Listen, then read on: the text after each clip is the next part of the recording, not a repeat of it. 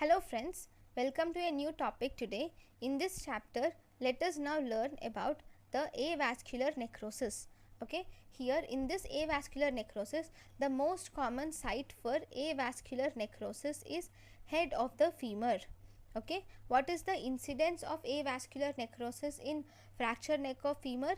In fractured neck of femur, most commonly the avascular necrosis is in the subcapital, followed by transcervical, followed by basicervical. So this is incidence of avascular neck of avascular necrosis in fractured neck of femur. Now, most important artery responsible here is lateral epiphyseal branch of medial circumflex femoral artery is responsible for this avascular necrosis. The first type is avascular necrosis of femoral head, which is most common. Second, we have avascular necrosis of scaphoid. Here the proximal pole avascular necrosis is more common because the blood supply of this scaphoid is from distal to proximal. Okay, so if this is the scaphoid, the blood supply is from distal to proximal, and as a result, when there is some block here, this proximal portion undergoes avascular necrosis, right? Then the second bone is talus, that is body of the talus causes avascular necrosis. Okay, then we have fourth, which is the lunate bone. The lunate bone will cause avascular necrosis. So first we have head of femur, that is subcapital, followed by transcervical, followed by basicervical. Then second we have scaphoid bone causing avascular necrosis. Third, talus, that is body of the talus causing avascular necrosis. Fourth, lunate bone causing avascular necrosis of avascular necrosis. Okay, so first we will see the most important thing is avascular necrosis of head of femur. We will see few points about avascular necrosis of head of femur. So if you see, the most common type of avascular necrosis of head of femur is idiopathic, which is called as Chandler's disease. We don't know why there is this avascular necrosis of head of femur. Now what are the causes of avascular necrosis of head of femur? In this, the causes include, first it can be trauma. Okay, trauma can be a cause. The trauma is a cause of avascular necrosis of head of femur in neck fracture, neck of femur fracture, or posterior dislocation of hip. Okay, in all this, trauma is the most common fracture of avascular necrosis of hip. Then substance abuse. In the substance abuse, if you see, either alcohol or most commonly steroid abuse can cause avascular necrosis of femoral head. Then we have infections.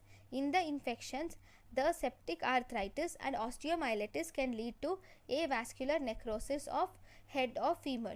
Then we have storage disorders. In the storage disorders, Gaucher's disease, there are many storage disorders, but Gaucher's disease can lead to avascular necrosis of head of femur. Okay, then we have Caisson's disease. What is this Caisson's disease? This is nitrogen narcolepsis.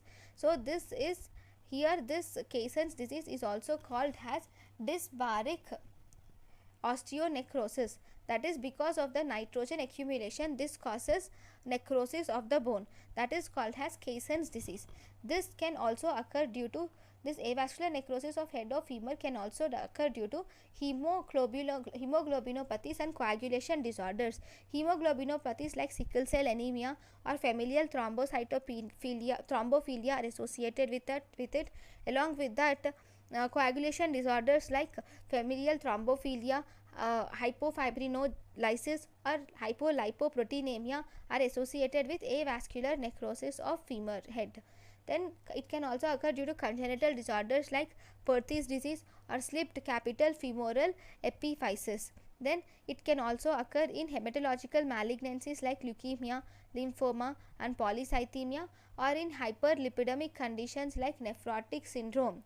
Okay, then it can also occur in SLE, ionizing radiations, in pregnancy, pancreatitis, amyloid, renal failure, dialysis and hyperparathyroidism. See, all these are the causes of different causes of avascular necrosis of femoral head. Next, if you see, what are the signs which you see clinically? Clinically, you see a sign which is called as sectoral sign is seen clinically, and crescent sign is seen on the X-rays. On X-rays, you see crescent sign. And what do you see on MRI? Actually, MRI is the investigation of choice, and in MRI we see something called as double line sign. I'll show you all these pictures in a minute. Okay, so if you see here, you have the sign that is in MRI. This is the double line sign which you see in the MRI. See, these lines are the double line sign. Here you see this sign is hyper intense lesion, because this hyper intense lesion will represent the granulation tissue which is between the dead and living tissue. So that is the reason why we get a double line. So this is a crescent sign.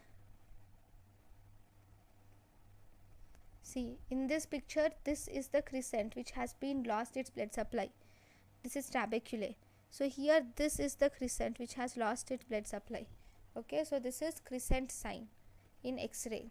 Okay, these both will demonstrate that it is avascular necrosis of femoral joint. Okay, now how are you going to treat this lesion? Once you have found out this, then you will have to treat it. Then how are you going to treat it? In the early stages, you will have to ask for protected weight bearing. See if there is avascular necrosis. Okay,